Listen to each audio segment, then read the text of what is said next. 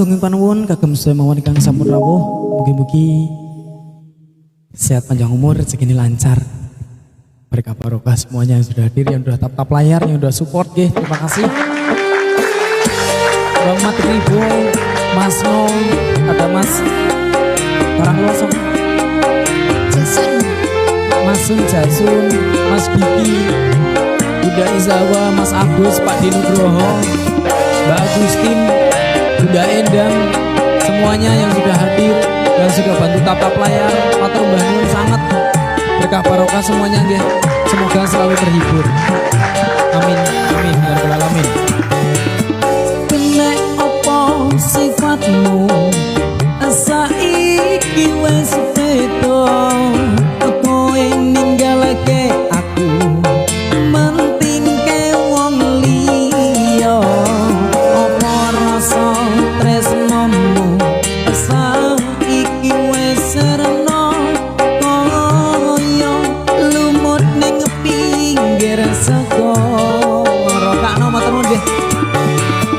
sesekening jero dada pancen ngarake arep kepiye maneh kowe wong ra duwe aja silap batinmu marang kahananmu kang mas pupusen rasa tresnamu. Matur nuwun Mas Aro.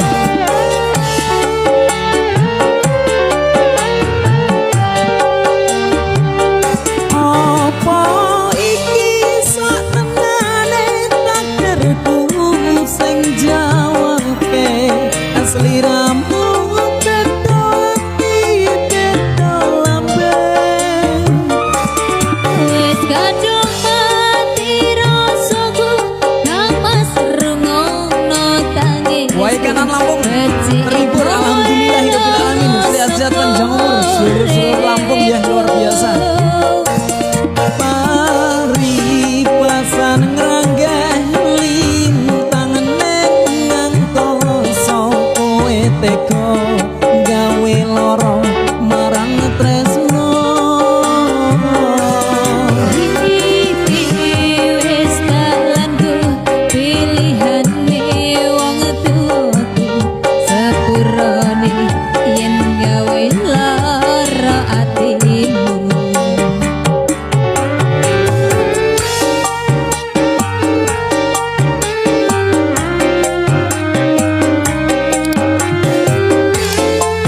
Terima kasih yang sudah tap-tap layar.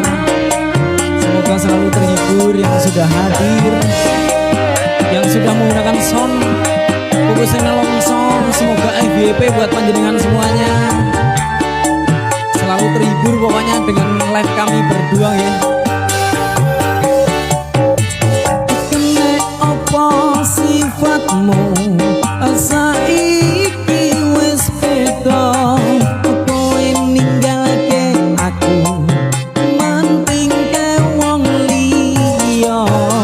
Apa rasa tresnamu saiki wis serna koyo lumut ning pinggir segara.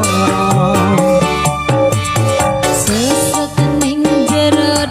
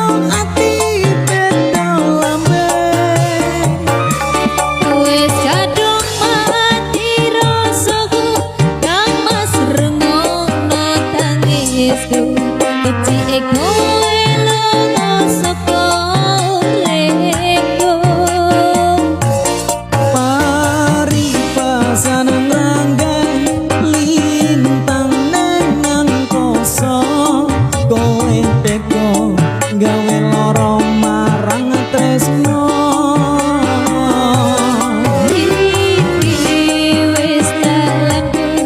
tambahi bahasa sih nice wari sepurane yen Iya, siji atimu opo iki satenane takdirku sing jawabke sliramu beda ati beda lambe